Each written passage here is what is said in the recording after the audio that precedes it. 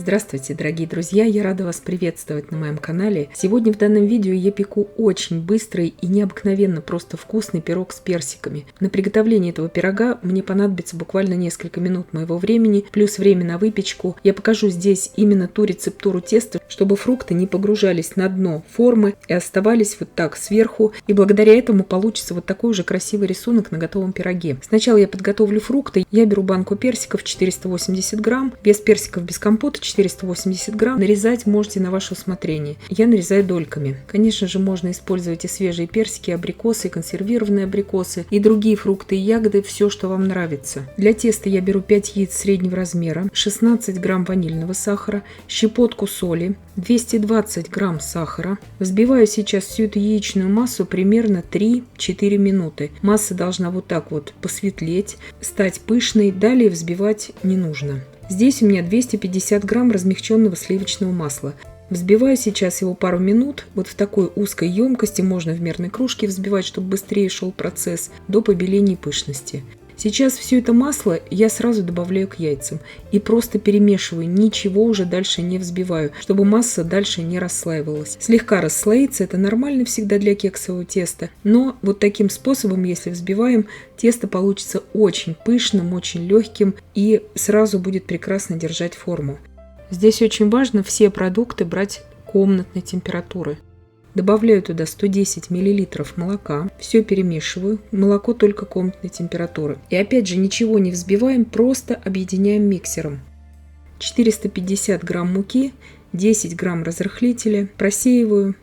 Все это просто перемешиваю, и тесто мое уже готово. Муку здесь лопаткой вмешивать не нужно, просто объединяю миксером. Духовка у меня уже разогрета на 175 градусов Цельсия, противень у меня здесь 34 на 24 сантиметра.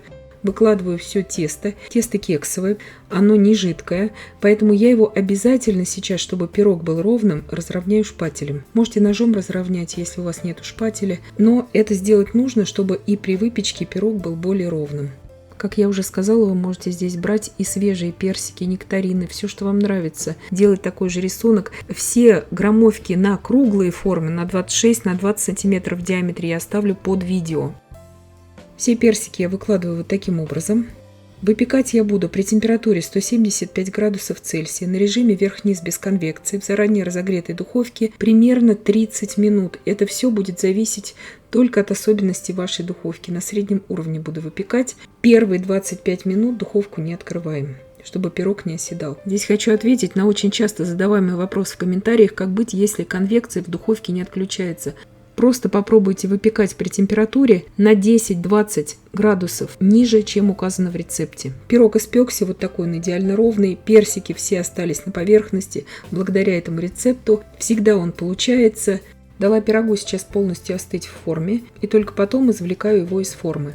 Посыпаю здесь сахарной пудрой, так как персики все равно имеют достаточную влажность, сахарная пудра в них впитается, и они будут очень красиво сейчас смотреться у нас на фоне пирога, посыпанного сахарной пудрой. Пирог получается нежнейшим, просто на вкус, готовится очень просто и очень быстро. Всегда получается, можете готовить абсолютно с любыми фруктами и ягодами, и всегда он у всех получится.